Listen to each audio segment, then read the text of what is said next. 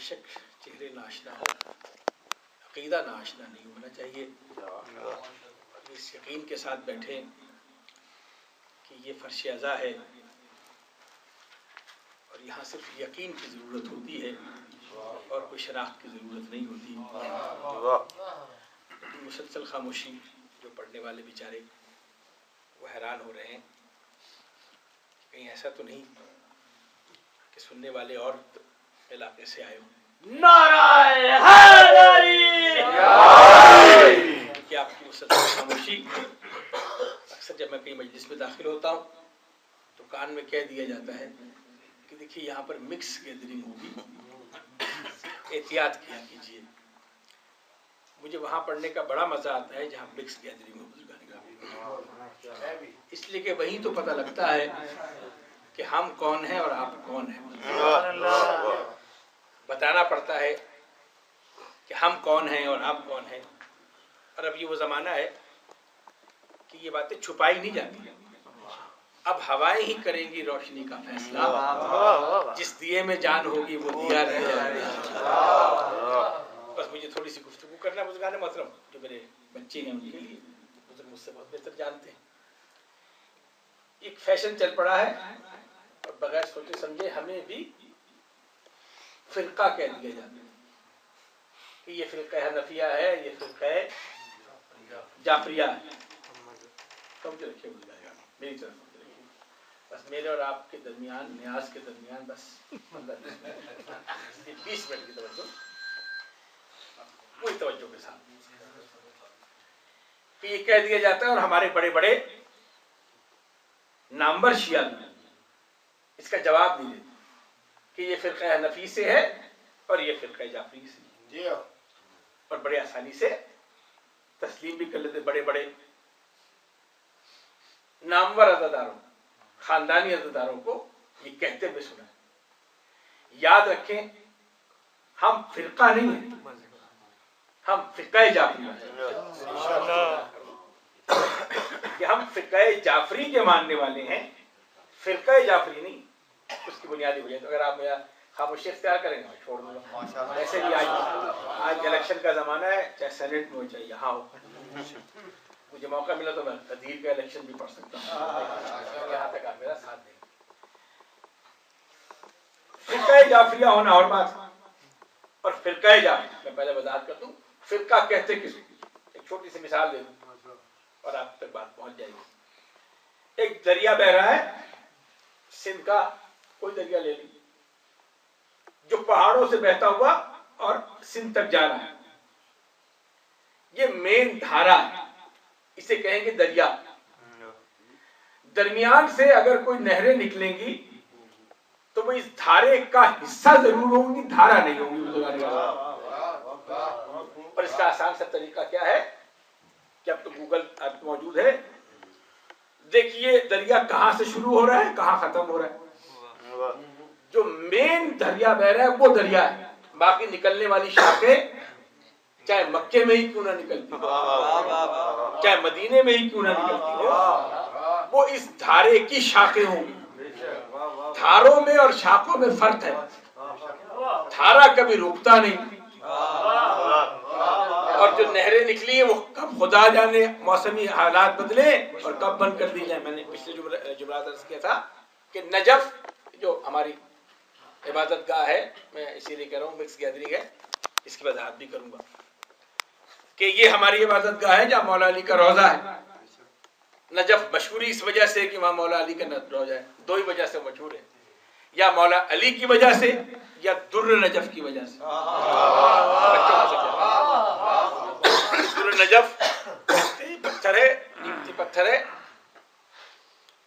मैंने खुद अपनी आंखों से ये मुजाहरा देखा जब इश्तियाक ज़ैदी मरहूम के साथ, अल्लाह ने दर्जात बुलंद करे, पहली दफा गए थे। तो जो लोग साथ गए थे उस वक्त नजफ की जमीन जरा सा खोदे आप तो उसमें से दुर्र नजफ निकलते थे। अकीदे अच्छे थे, जमाना अच्छा था, साथ मेरा बोली जो अपने समझते हैं वो चुप रह जाते हैं, तो चुप रहेंगे। हमें आज तक याद है आयतुल्लाह सिस्तानी साहब या शेख बशीर साहब से मिलने जाते थे, उनको दुर्र नजफ मुफ्त तोहफे में पेश कर। अब माशाल्लाह इतना कारोबार हो गया کہ کوئی چیز فری نہیں ملتی کربلا میں نجف میں، اللہ انہیں خوش رکھے۔ تو دو ہی وجہ سے مشہور ہے، یا نجف، نجف کہتے ہیں نئے جف، نئے کہتے ہیں نہر کو، جف کہتے ہیں جو خشک ہو گئی۔ دنیا کی وہ واحد نہر ہے جو خشک ہونے کے بعد بھی ساری کائنات کو فیض پہنچا رہی ہے۔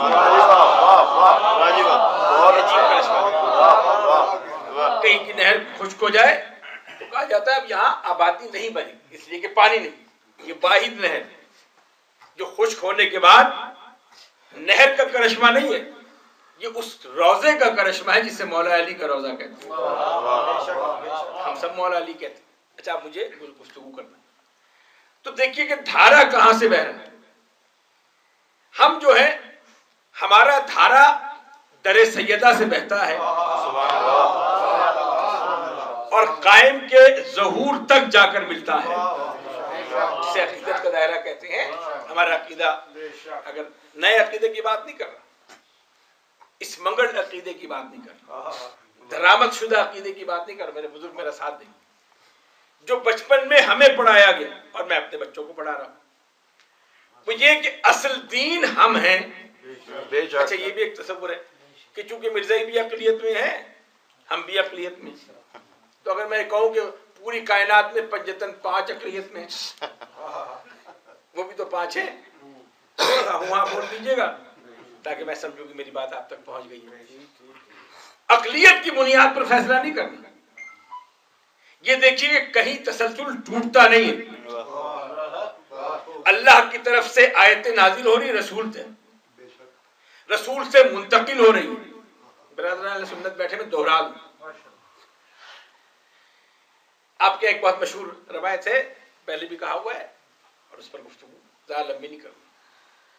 عبداللہ ابن عباس، عبداللہ ابن عباس ان کے بیٹے ابن عباس، جا کر دیکھیے گا اہل سنت کی کتابوں میں لکھا ہوا ہے کہ یہ مفسر قرآن، یہ مفسر قرآن کیسے؟ قرآن تو آیا نہیں۔ جس مسلک میں رسول ہی امی ہو وہاں ابن عباس کیسے مفسر قرآن ہو؟ قرآن جمع ہو رہا ہے تیسری خلافت میں، الگ موضوع ہے، پھر کبھی چھیڑیے گا بزرگان۔ تیسری خلافت میں قرآن جمع ہو رہا، مفسر قرآن قرآن آنے سے پہلے۔ میں لاجک کی بات کر رہا ہوں، پھر نام لے رہا ہوں ابن عباس مفسر قرآن۔ دلیل سن لیجیے، مسلک دیوبند کے تمام علماء کرام نے ایک دلیل لکھی، کہہ دیا ابن عباس مفسر قرآن، ضد میں کیا ہو، جس طرح بھی کہو، لیکن جسٹیفائی بھی تو کرنا ہے۔ تو اب کہتے کیا ہے؟ بالکل مشترکہ مجمع سے خطاب کر رہا ہوں۔ وہ کہتے ہیں کہ اس کی وجہ ایک واقعہ ہے، اور واقعہ کیا ہے کہ رسول ایک دن کھجورے کھا رہے تھے، تو ابن عباس نے دیکھا رسول کو کھجورے کھاتے ہوئے، تو رسول نے پوچھا کھجورے کھانا ہے؟ کھجورے چاہیے، دیکھ کیوں رہے ہو؟ کہا نہیں کھجور نہیں چاہیے، وہ جو گٹھلی آپ چوس کر چھوڑیں گے وہ میں ہاتھ پھیلائے ہوئے تو وہ مجھے چاہیے۔ ایک بات تو طے ہو گیا نا کہ مفسر قرآن بھی بھیک رسول سے مانگتا ہے۔ ہے نا کہ اللہ سے مانگ لیتا کہ اللہ جو رسول کے منہ سے گٹھلی نکلے وہ تو مجھے براہ راست دے دے۔ مفسر قرآن نے یہ کام نہیں کیا، کہا یا رسول اللہ یہ گٹھلی آپ کے منہ سے نکلے گی یہ مجھے دے دیجیے گا۔ رسول نے بھی جی بھر کے چوسا اسے، اور اس کے بعد گٹھلی کو منہ سے جدا کیا اور ابن عباس کے ہاتھوں میں دی۔ ابن عباس نے وہ گٹھلی اپنے منہ میں رکھی۔ اب سنتے جائیے، ابن عباس اس چوسی ہوئی گٹھلی کو چوستے جاتے تھے، علم لدنی، علم قرآن سینے میں اترتا جاتا، یعنی مجھے چھوڑی بھی گٹھلی ہے جس میں لعاب دہن رسول مبارک، وہ چوستے جاتے تھے اور علم سینے میں اترتا جاتا تھا۔ اب مجھے کوانٹیٹیو اور کوالٹیو اور کوانٹیٹیو دو طرح کی گفتگو کرنی۔ جو گٹھلی میں لگے ہوئے لعاب دہن کو چوسے وہ تو مفسر قرآن، اور جو براہ راست زبان رسالت کو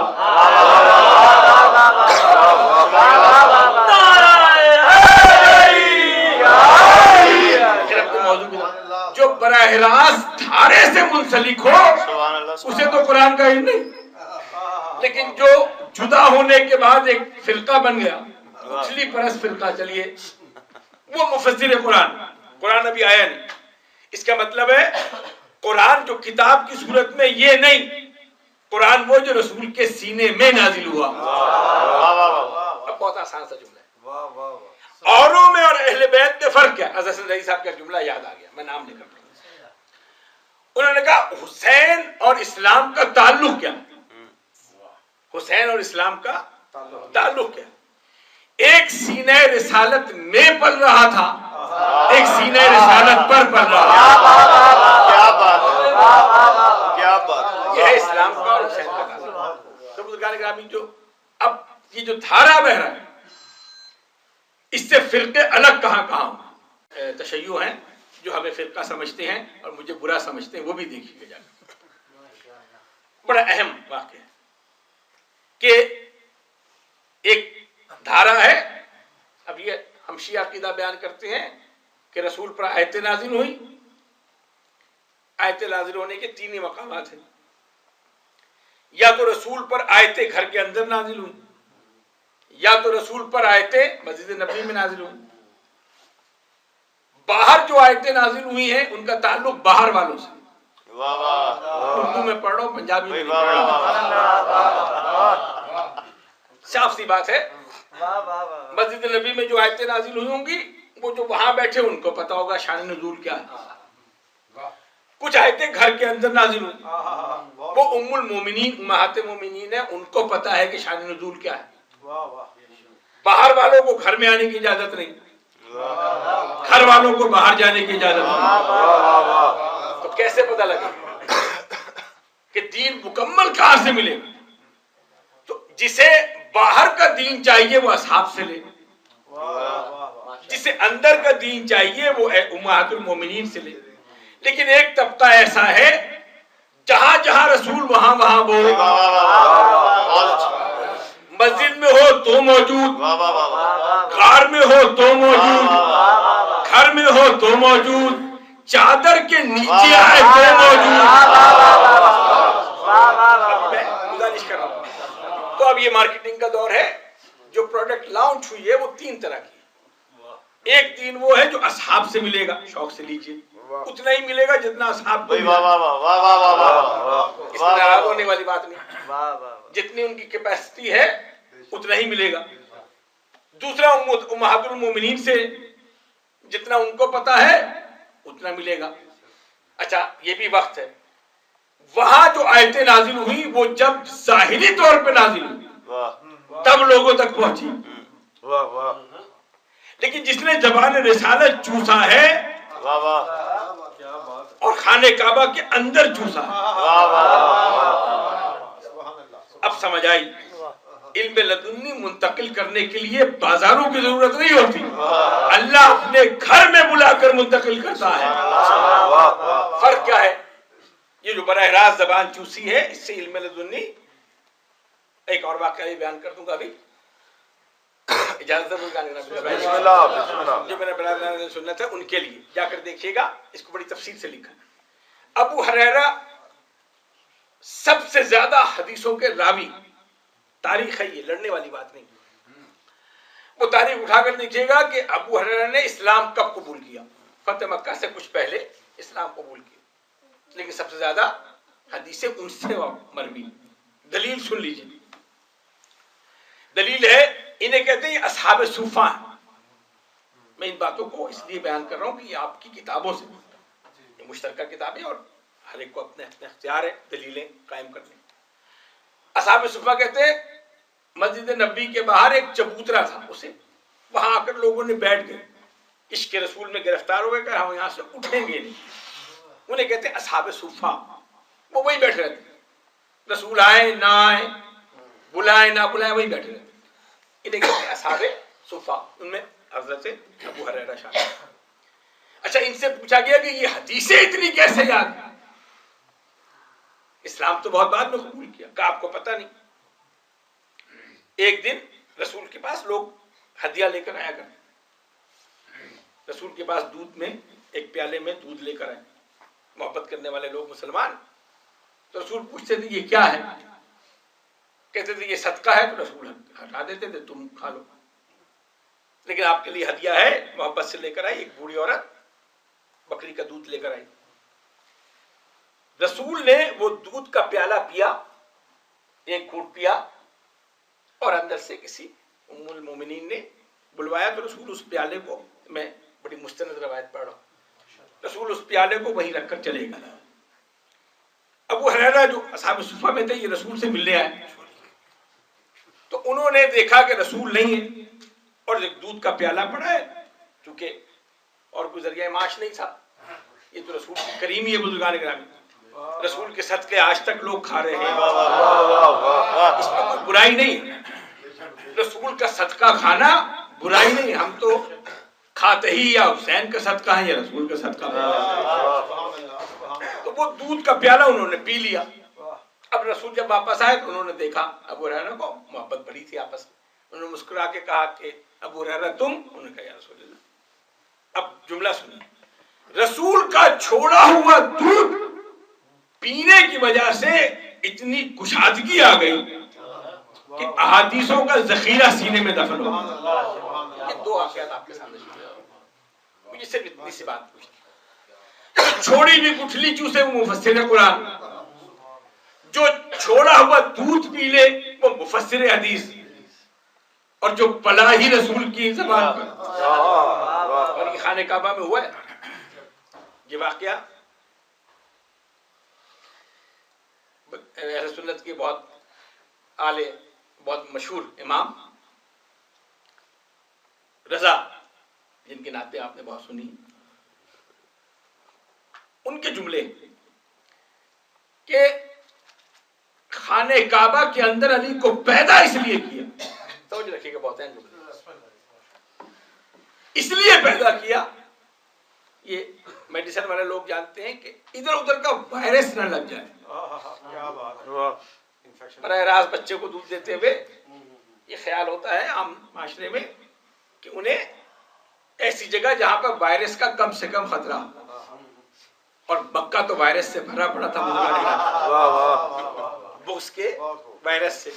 تو خانہ کعبہ میں رسول نے اپنی زبان علی کے دہن میں دے دی, علی زبان چوستے رہے اور علم قرآن منتقل ہوتا رہا, بلکہ ہو گیا. صدف سے قبل ہی کوہر کو آپ دیتا ہے, بہار دور ہو پھر بھی گلاب دیتا ہے. ظہیر علم لدنی کا معجزہ یہ ہے, علی سوال سے پہلے جواب دیتا. بس ایک واقعہ اور سنا کر گفتگو ختم کر دوں. تو جو مرکزی دھارا ہے اس سے جڑے ہوئے لوگ, اس میں خلافت راشدہ بھی, چلے خلافت راشدہ بھی اسی مرکزی دھارے کا حصہ ہے, جب رسول موجود ہے تو مرکزی دھارے کا حصہ. لیکن تاریخ کا ایک عجیب واقعہ ہے, وہ میں سنا کر اور گفتگو ختم کر دوں, تاکہ دوبارہ مجھے یہ نہ کہیں کہ مشترکہ مجمع ہے. کیوں مشترکہ مجمع کی مجلس پڑھنا بہت مشکل کام ہے. اپنوں میں سے کوئی بات کر لو, مشترکہ مجلس میں پڑھنے سے یہ ہوتا ہے کہ اپنے خاموش ہو جاتے, دوسرے بولتے ہی نہیں. دونوں طرف سے مشکلات ہیں. اپنے والے ڈر کے خاموش ہو جاتے ہیں کیونکہ غلط جگہ داد نہ دی, شکیل صاحب تو چلے جائیں گے, رہنا ہم نے یہی ہے. اب واقعہ سن لیجئے, بہت اہم واقعہ ہے, وہ ہے علامہ ہلی علیہ رحمہ کا واقعہ. 4 امام ہیں, امام ابو حنیفہ, امام مالک, امام شافعی اور امام حنبل. یہ 4 امام ہیں جن سے یہ اہل سنت کا مسلک ہے, اور ہم مسلک جعفری کہلاتے ہیں. اچھا یہ بھی ذہن میں سوال ہمارے بچے بھی پوچھ سکتے ہیں کہ ہم مسلک جب اصل دین ہے تو ہم مسلک محمدی کیوں نہیں کہلاتے, ہم مسلک علوی کیوں نہیں کہلاتے, ہم مسلک حسنی کیوں نہیں کہلاتے, ہم مسلک حسینی کیوں نہیں کہلاتے, ہم مسلک امام زین العابدین کیوں نہیں کہلاتے, ہم مسلک امام محمد باقر علیہ السلام کیوں نہیں. بس یہ سوال بہت ہے. ہم مسلک جعفریہ کیوں کہلاتے ہیں؟ یاد رکھیے, مسلک کی تقسیم ہوئی امام جعفر صادق کے دور میں. میں واقعہ بیان کر دیتا ہوں, سمجھنا آپ کا کام ہے, اس کے بعد نیاز کھلانا نہ کھلانا یہ بھی آپ کا کام ہے. بہت اہم واقعہ. علامہ ہلی, اللہ آپ کو لے جائے مولا علی کے روضے کی زیارت پر, جو ہی مرکزی دروازے سے داخل ہوں گے دائیں طرف ایک قبر ہے, اس پر لکھا ہے علامہ ہلی. یہ علامہ ہلی مسلک جعفریہ کے واحد شخصیت ہے جن کا لقب ہے علامہ, یعنی علامہ کا مطلب علامہ ہلی. میں آج کی بات نہیں کر رہا, آج تو مجھے بھی پسند ہے علامہ کہنے کا, میں شرمندگی سے اپنے نام کے ساتھ لگاتا نہیں. علامہ کا مطلب علامہ ہلی. جب آپ پرانی کتابیں دیکھیں گے علامہ نے فرمایا, اس کا مطلب علامہ ہلی. ان کا ایک واقعہ سن لیجئے اور شاید مجھے معاف کر دیں, اس کو گفتگو ختم ہو جائے گی. ایک بادشاہ نے اپنی زوجہ کو طلاق, اللہ کا شکر ہے اسلامی نظریاتی کونسل نے طلاق پر پابندی لگا کر اور سزا تجویز کر کر بتا دیا نہ پہلے صحیح تھی نہ اب صحیح ہے. اچھا یہ آج کا واقعہ نا اسلامی نظریاتی کونسل کے چیئرمین کو جا کے پکڑیے, ہمارے متھے نہ لگی, صاف سی بات ہے. واقعہ سن لیجیے. ایک بادشاہ نے طلاق دی. علامہ ہلی کا دور کون سا ہے؟ جہاں محمد امام ابو حنیفہ, امام مالک, امام شافعی, ان کا دور گزر چکا ہے. 350 سال کا گیپ ہے,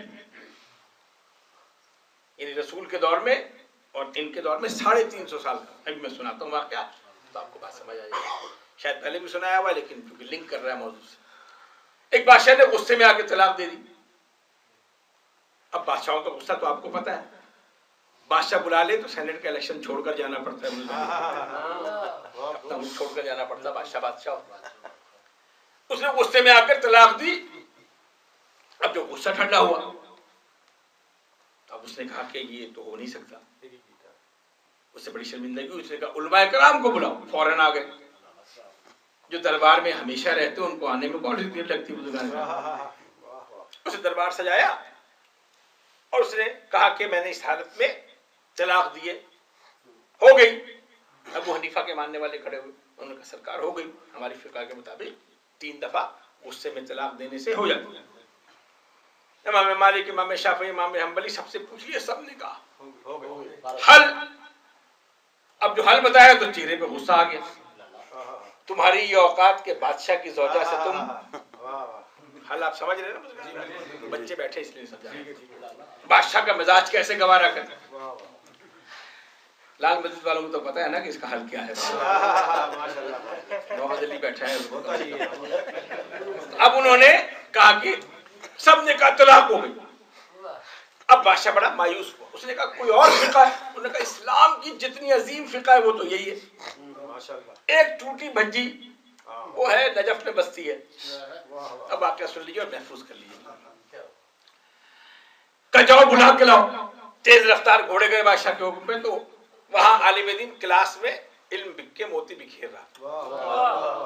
پچھلی صفوں میں جیسے ہمارے دوست بیٹھے, علامہ ہلی وہاں بیٹھے تھے. گھبرایا نا کہ وہ غلط نہ سمجھے گی, ہو سکتا ہے ان میں کون علامہ ہلی. پیچھے بیٹھنا بڑا مشکل کام ہوتا ہے. تو پچھلی صف میں علامہ ہلی بیٹھے تھے. دروازے سے داخل ہوئے بادشاہ کے ہرکارے. کہا آپ کو بادشاہ نے بلایا. کہا کیوں بلایا. ایک تو بادشاہ کا نام سن کے ویسے ہی ہمارے عالموں کے ماتھے پہ بل پڑ جاتے. پرانی بات کر رہا ہوں, اب سن لیجیے گا, بہت ساری باتیں اس واقعے میں حل ہو جائیں. کہا بادشاہ سلامت نے بلایا. کہا کیوں بلایا. کہا ایک مسئلہ پوچھنا چاہتا. کہا یہ بتاؤ پیاسا کنویں کے پاس جاتا ہے یا کنواں پیاسے کے پاس جاتا ہے. جملے سن لیجیے, تاریخ میں ایسے لکھا. اب دیکھا نا کہ مزاج علی والوں کا ہے. علی والوں کا مزاج بادشاہوں کے مزاج سے کبھی نہیں ملتا. جوش ہم ادنا غلامان علی مرتضیٰ تمکنت سے پیش آتے ہیں جہاں بانی کے سامنے. تو علی کا غلام ہوتا ہے, اس کے سامنے کوئی تاج, نادر شاہی تاج بھی وہیں جا کر سر جھکاتا ہے جسے مولا علی کا دروازہ کہتے. کہا کہ بادشاہ سلامت نے اب علامہ عالم جو عالم درس دے رہے تھے ان کے قدموں میں گر گئے. تاریخ بعض جگہ لکھا قدموں میں, بعض جگہ کے للجائی بھی, یعنی ریکویسٹنگ انداز میں کہا کہ نہیں حضور اس وقت دین خطرے میں. اب سمجھ آئی, دین خطرے میں ہو تو مکہ مدینہ نہیں جاتے, کربلا ہی جاتے کہ رسول کا دین خطرے میں. اب دیکھیے یہ پورا واقعہ اسی طرح ہے. بس میرا وقت جو میں ہر جمعرات پڑھتا ہوں اس میں ختم ہو گیا, لیکن چونکہ پڑھنے والے کم ہیں 15 منٹ رضا کاظمی کی اور 15 منٹ محسن کے مجھے مل گئے, اس لیے گفتگو. اب وہ جناب پیچھے علامہ ہلی بیٹھے تھے. کہا ہلی تم چلے جاؤ. واقعہ ایسے ہی ہے بزرگان. نہ مسئلہ پوچھا ہلی نے, نہ انہوں نے بتایا, اس لیے کہ وہ اس کلاس سے نہیں جڑے ہوئے تھے, وہ اس در سے جڑے ہوئے تھے جسے علی کا در کہتے ہیں. اب طالب علم ہے علامہ ہلی سمجھ گئے, لہجے سے سمجھ گئے مسئلہ کیا. راستے میں گفتگو ہوئی ہوگی, انہوں نے کہا ہوگا کس بچے کو بھیج دیا ہے, کوئی بڑے عالم دین جاتے, اب وہ بچے نے راستے میں جو کچھ باتیں پوچھی سمجھ گئے, دربار تک پہنچے تو کہا 1 منٹ رک جاؤ. دربار میں داخل ہونے سے پہلے اپنی دونوں جوتیاں اتاری, اسے جھاڑ کر بغل میں دبا دیا, اور دربار میں بادشاہ کے داخل ہوئے. اب جو داخل ہوئے تو وہ جو درباری علماء کرام تھے وہ سارے, انہوں نے ایک طرز بڑا لہجہ کہا کہ بادشاہ سلامت کسے بلا لیا جسے دربار میں آنے کی بھی تمیز نہیں ہے. اس پر علامہ ہلی نے پلٹ کے جواب دیا, ہم کبھی درباروں میں گئے ہوں تو ہمیں تمیز ہے. واقعے کو واقعے کی طرح سن لیجیے. اب جو جوتیاں دیکھی, کہا تم نے جوتیاں بغل میں کیوں دبائی؟ کہا بادشاہ سلام مجھے ڈر تھا کہ آپ کے دربار سے میری جوتیاں چوری ہو جائیں. دیکھیے کیسے مسئلے کو حل کیا, کتنی بڑی شخصیت. اب جو بادشاہ نے سنا کہ میرے دربار سے, اس نے غصے میں کہا میرے دربار سے اور جوتیاں چوری ہو جائیں. کہا جب رسول کے دربار سے چوری ہو سکتی تو آپ کے دربار سے کیوں نہیں ہو سکتی؟ نعرہ تکبیر, اللہ اکبر, نعرہ تکبیر, اللہ اکبر, نعرہ رسالت, یا رسول اللہ, نعرہ رسالت, یا رسول اللہ, نعرہ حیدری, یا حیدری, لندن صلوات, اللہم صلی علی. واقعی کی تصدیق کے لیے کچھ کتابوں کا نام بتا دیتا ہوں. کوکب الدری آپ کی بڑی مشہور کتاب ہے, اور جو تاریخ کی کتابیں طبری ہے, تاریخ فرشتہ ہے, ابن خلدون ہے, ان میں یہ واقعات درج ہیں, یہ واقعہ خاص طور پر. اور علامہ ہلی کی جو کتابیں ہیں ہمارے مسلک میں اس میں بھی واقع. اب بادشاہ کو غصہ آیا کہ میرے دربار سے, کہا جب رسول کے دربار سے چوری ہو, کہا کس نے چوری کیوں؟ دیکھیے اس کو گستاخی نہ سمجھیے گا, واقعہ جب کسی کو سمجھانا. انہوں نے کہا میرا یہ خیال ہے کہ حضرت ابو حنیفہ نے چورائی ہوگی. کھڑے ہو گئے وہ سارے. انہوں نے کہا کس جاہل کو بلا لیا آپ؟ اسے یہی نہیں پتا کہ اس کے رسول کے اور ابو حنیفہ کے درمیان 150 سال کا فاصلہ ہے. یعنی کیا گفتگو کر رہا ہے یہ, یہ بھی نہیں پتا کہ 150 سال کے فاصلے پر جوتی کیسے چرائی جا سکتی ہے. علامہ علی نے کہا میں بندہ بشر ہوں, غلطی ہو گئی شاید. کیا ابو حنیفہ نے امام شافعی نے چرائی ہوگی؟ امام شافعی والے کھڑے ہو گئے, کسی شرم نہیں آتی, 200 سال کا فاصلہ. یہ کرتے کرتے جب علامہ حنبلیوں تک پہنچے, انہوں نے کہا کہ 350 سال کا فاصلہ. جب کہا نا 350 سال کا فاصلہ, ایک نے کہا 150 سال کا, ایک نے کہا 200 سال کا, ایک نے کہا 250 سال کا, ایک نے کہا 350, کم سے کم تعداد. بس جب انہوں نے کہا نا 350 سال کا فاصلہ, علامہ علی نے جوتیاں اتاری, جھاڑ کر ایک طرف رکھ, جیسے مقصد پورا ہو گیا. علی والوں کا کمال ہی ہوتا ہے, جو تمہاری الجھنیں ہوتی ہیں وہ ان کی جوتی کی خاک طے کر دیتی ہے. اس نے ایک مسئلہ پوچھا, یہ بھی جو اسلامی نظریاتی کونسل کا فیصلہ ہے اس میں بھی شاید آپ کو مدد ملی. اب وہ جوتی کسی کام کی نہیں, اسے رکھ دی. کہا بادشاہ سلامت سن, جن سے تو نبی کا دین پوچھ رہا ہے میں نے ان کی زبان سے کہلوا دیا کہ ان کے اور ان کے درمیان 350 سال کا فاصلہ ہے.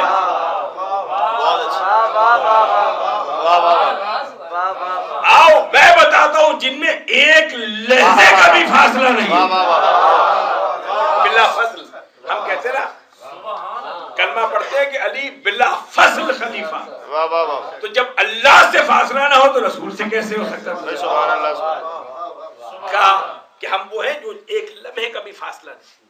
اب وہ چونکہ ماحول ایسا ہو گیا تھا, آکورڈ پوزیشن بن گئی. انہوں نے تنزیل پوچھا اچھا تمہارے مسلک میں کیا ہے؟ بادشاہ نے کہا ایسے نہیں, تم بتاؤ کہ تمہارا مسلک کیا ہے. کہا جی ہمارا جو مسلک ہے اس میں غصہ شیطان کی علامت ہے. غصے کے عالم میں انسان شیطان کے کنٹرول میں ہوتا ہے. کہا ہمارے یہاں غصے میں 1000 دفعہ طلاق کی جائے نہیں ہوتی. میں یہ سٹیٹمنٹ جاری کر, شیعہ مسلک میں عقد کرنا آسان ہے, طلاق دینا مشکل ہے. عقد میں تو پھر بھی مربت میں گواہ آ جاتے ہیں, طلاق کے وقت وہی گواہ چاہیے ہوتے ہیں جنہوں نے عقد میں دیا ہو. مر گئے ہو تو ان کی جگہ کوئی وکیل چاہیے ہوتا. اس لیے ہمارے یہاں غصے کے عالم میں, اب اسلامی نظریاتی کونسل نے کہا ہے کہ جو غصے کے عالم میں طلاق دے گا اس کو 6 مہینے کی سزا ہوگی. کاش پہلے دے دیتے تو یہ نوبت ہی نہ آتی. اب ہمارا مسلک سن لیں, ہمارے یہاں غصے میں 1000 دفعہ کہا جائے طلاق نہیں ہوتی, اس لیے کہ یہ باب مدد علم کا مسلک ہے. غصے میں آدمی جو کام کرتا ہے اسے حرام کام کہتے ہیں. غصہ جب خود حرام ہے, ہمارے بہت سے پڑھنے والے پڑھتے ہیں مولا علی کو غصہ آ گیا, یاد رکھیں غصہ حرام ہے, اس لیے ہم کہتے ہیں مولا علی کو جلال آ گیا, غازی عباس کو جلال آ گیا. حرام کسی چیز کا تصور بھی ہم اہل بیت سے نہیں کر سکتے. غصہ حرام ہے, اور جس کی وجہ شہرت ہے وہ شوق سے کہے بزرگان, مطلب مجھے غصہ آتا ہے میرے نام سے کہ شکیل اختر کو بہت غصہ آتا ہے, ہاں واقعی مجھے آتا ہے, اور جس کی وجہ شہرتی غصہ ہو بزرگان گرامی, میں اپنی بات کر رہا ہوں. اس لیے جب ایسی محفلیں ہوتی ہیں تو تھوڑی سی باتوں کو شیئر کرتے ہیں, یا بس گفتگو ختم, چونکہ ہم دھارے سے جڑے ہوئے. اب میرا ایک سوال ہے اور اس پر مسائل ہے. یزید بہت برا تھا, یزید شرابی تھا, یزید فاسق و فاجر تھا, یزید گناہ کبیرہ کرتا تھا وغیرہ وغیرہ, اس لیے امام حسین نے خروج کیا. اچھا کیا اگر یزید یہ سب کچھ نہ ہوتا تو کیا امام حسین خروج نہ کر سکتے؟ اچھا اگر یہ کچھ تھا تو جب امام حسین نے خروج کیا تو اس کے بعد سے پھر یزیدیت کو ختم ہو جانا چاہیے, شراب ختم ہو جانی چاہیے, برائیاں ختم ہو جانی, یزیدیت اسی طرح قائم ہے. تو پھر امام حسین کا خروج یزید کی ان برائیوں کی وجہ سے نہیں تھا, یہ منصب امامت کا تقاضا تھا. حسین کا منصب ہے امامت کا. ایسے ہی جیسے رسول کے پاس کچھ لوگ آ جاتے, یا رسول اللہ یہ تو ابو جہل برا آدمی ہے, اس کو چھوڑیں ہم آپ کے ساتھ ہیں, اور رسول کہتے ٹھیک ہے اسلام چھوڑ دو. جیسا منصب رسالت کا ہے ویسے ہی امامت کا. یہی وجہ ہے کہ جب تک حکومتوں پہ قبضہ ہوتا رہا حسین نہیں اٹھے, دولت کی تقسیم ہوتی رہی حسین نہیں اٹھے. حسین کب اٹھے؟ جب حلال محمد کو حرام محمد بنایا گیا. ایک بنیادی بات بچوں کے حوالے کر رہا ہوں, تصور کے حوالے سے. جب بھی حلال محمد یا اہل بیت کی حلال کی ہوئی چیزیں حرام کری جائیں یا ان کی حرام کی ہوئی چیزیں حلال کی جائیں, پھر کربلا کے لیے اٹھنا شیعت کہلاتا ہے. دولت تقسیم کریں, زمینوں پہ قبضہ کریں, اس سے تعلق نہیں. حسین کب اٹھے؟ جب حلال محمد, جب اس نے کہنا کہ میں حاکم وقت بھی ہوں اور دین کا فتویٰ دینے والا. بہت اہم جملہ ہے, جو حاکم وقت ہے وہی دین کا فتویٰ بھی دے رہا ہے. یزید سے لوگ مسائل جا کر پوچھتے تھے, ابھی بھی پوچھتے ہیں, ابھی بھی بہت سے یزیدوں سے مسئلہ پوچھا جاتا ہے. کیا کہنا, لیکن رسول کی رحلت کے بعد امام حسین یعنی یزید جب تک حکومت میں بیٹھا 50 سال کا عرصہ ہے.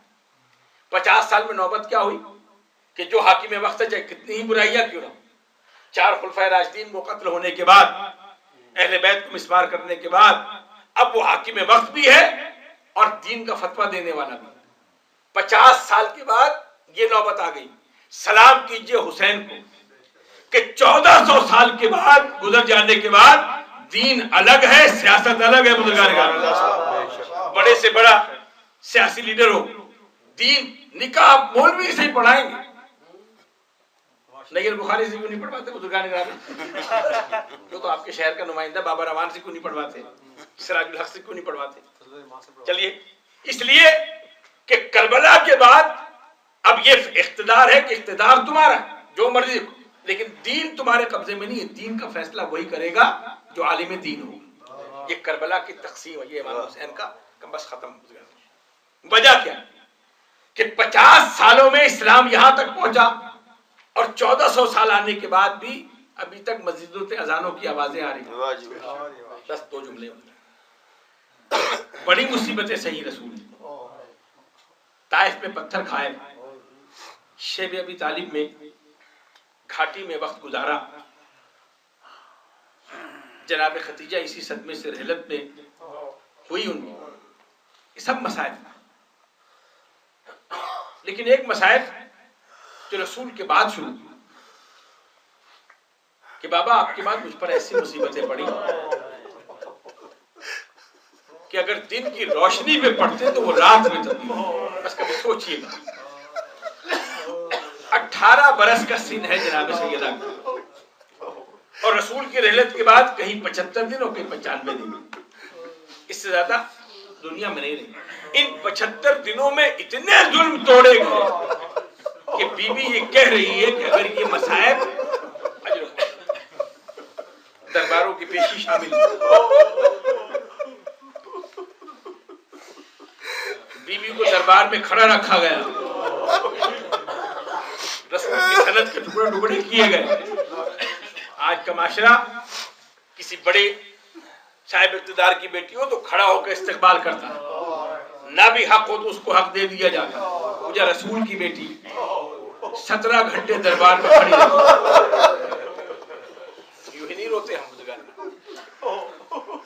लेकिन ये दुख ऐसा है कि ये माँ जानती है। जरा सोचिए, जब दरबार से घर में पहुंची तो वहां 4 साल की ज़ैनब भी तो मौजूद है ना। अजीब बीबी बुजुर्गान निगरान,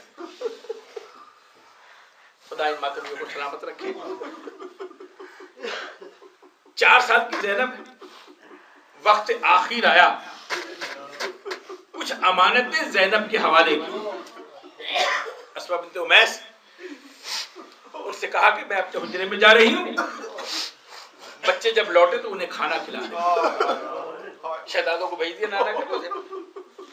ज़ैनब को कुछ वसीयतें की, खुदा जाने क्या वसीयत, क्या अमानतें सुपुर्द की थी, बस 2 जुमले। अब वापस आई तो अपने हुजरे में गई, अस्मा बिन्त उमैस से कहा कि जब तक मेरी तस्बीह की आवाज आती रहे समझना मैं दुनिया में, जब खत्म हो जाए समझना मैं अपने बाबा से मिले, मगर कुछ वसीयतें हैं, जब मेरे हसन और हुसैन आए ना उन्हें पहले खाना खिला दे। बुजुर्गान गिरामी, आवाज मध्यम हुई, इतने में दरवाजे से इमाम हसन इमाम हुसैन दाखिल हुए।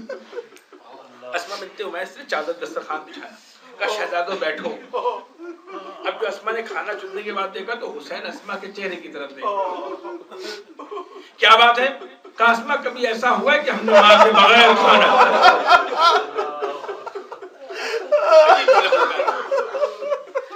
बस साहब छोड़कर जब गुस्ल दे चुके ना मौला कायनात, तो वो जो खैबर उखाड़ने वाला अली है, वो जो मरहब को बछाड़ने वाला अली है, उसने एक अजीब चीख मारी, चीख की आवाज आई।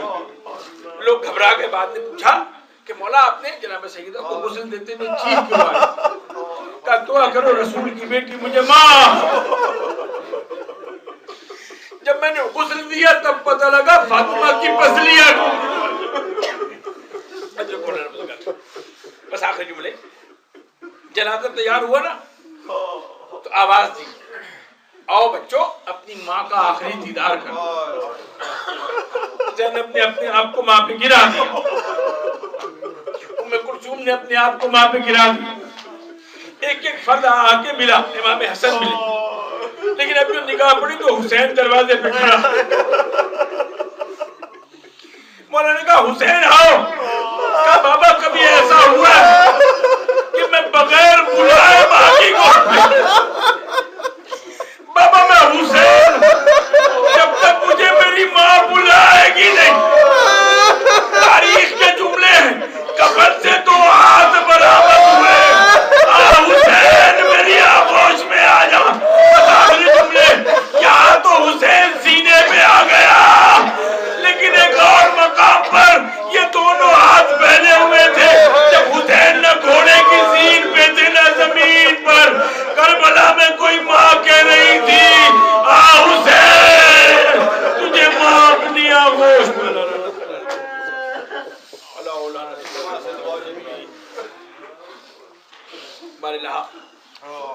तुझे नासों का वास्ता हमारे से बदल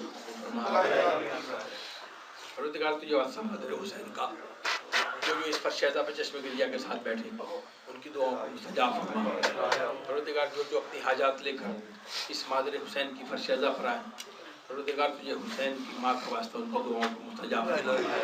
जो बीमार होने शिफाए कामिल और अजला अता फरमा, जो मखलूक होने कष्ट से नजात दिला, जो मोमिन मुसलमान परेशान हाल है, तुझे मौला हुसैन का वास्ता उनकी परेशानियों को दूर फरमा। परवरदिगार मुमलिकत पाकिस्तान को तरक्की और इस्तेकामत फरमा। परवरदिगार दुश्मनों को नीस्त नाबूद फरमा। ये शिया सुन्नी मुश्तरका सरमाया है, परवरदिगार इन दोनों मसलकों के मानने वालों को दुश्मनों के शर से बचा। परवरदिगार वास्ता मोहम्मद वाले मोहम्मद का हमारा शुमार अज़दाराना मज़लूम करबला में हम रहे ना रहें, लेकिन ये गम हुसैन हमारी नस्लों में मुंतकिल हमारा शुमार अज़दाराना दुआई सेहत ज़रावर बीमार है परवरदिगार बीमारी करबला का सदका उन्हें सेहत कामिल और आजिला अता फरमा।